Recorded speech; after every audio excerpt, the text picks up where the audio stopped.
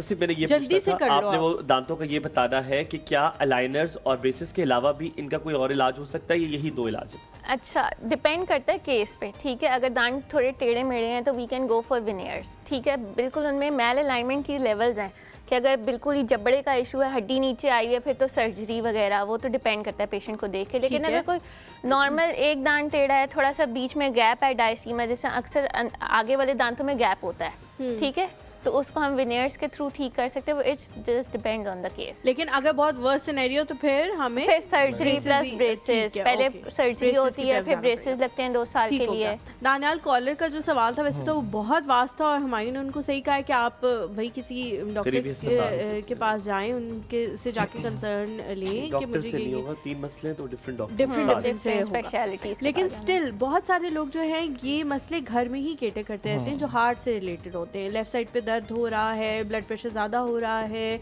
कौन सी ऐसी चीज़ें हैं जिसको आप घर में देख सकते हैं, लेकिन जब इससे बढ़ जाए मामला तो फिर आपने डॉक्टर के जाना ही जाना है, फिर आप घर में नहीं इलाज कर सकते। देखें, when ever the body is in pen है, वो एक अलार्म बज रहा है आपका कि आपने अब डॉक्टर को जाना है। You have to intervene somehow. ठीक है। या तो वो आपकी लाइफस्टाइल मॉडिफिकेशंस होती हैं या you have to go to the pills या मेडिकेशन की तरफ जाना होता है।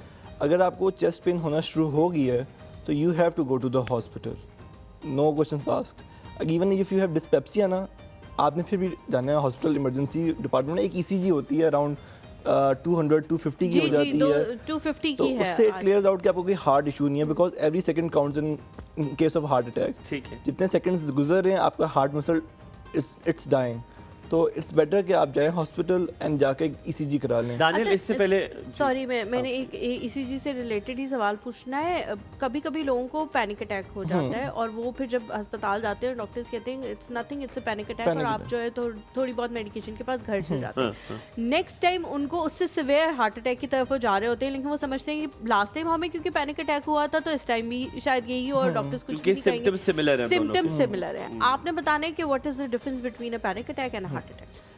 बेसिकली जो पैनिक अटैक है ना, उसमें आपकी परसिस्टेंट पेन नहीं होती, उसमें आप हाइपर वेंटिलेट कर रहे होते हैं, आपको पेल्पिटेशंस वगैरह हो रही होती हैं। लेकिन उसमें if you take deep breaths, आप थोड़ी सी यानी अपनी फिजिकल एक्सरसाइज थोड़ा सा यानी आप एकदम से you go out for a walk, वो सस्टेन हो जाती हैं। लेकिन जो chest pain related to the heart, वो आप जितना मर्जी कोशिश कर लें, it will not go away until unless कि आपको डायबिटीज़ है, उसमें साइलेंट एमाइज होते हैं। बट दानियल, अगेन जो हलीमा ने बात की, there is a very thin line. I think जो हलीमा ने टॉपिक अभी छेड़ दिया, it is a very important topic, इस पे बड़ी डिटेल हम बात करेंगे। अगर आप कुछ कहना चाह रहे बट आई वुड से कि even when you go to the ER of any hospital, तो दे डू ओनली 2 टेस्ट। एक आपका ड्रॉप आई करा लेते हैं और एक ECG कर लेते हैं, जिसमें बिल्कुल क्लियरली पता चल जाता है कि आपको पैनिक अटैक है, ठीक है, या आपको MI है। ठीक है। तो वो इट इज जब नेक्स्ट टाइम होता है वो फिर थोड़ा सा ये है कि हमारे लोग थोड़ा सा सुस्ती का फिर सुस्ती का मुजाहरा करते हैं। हैं।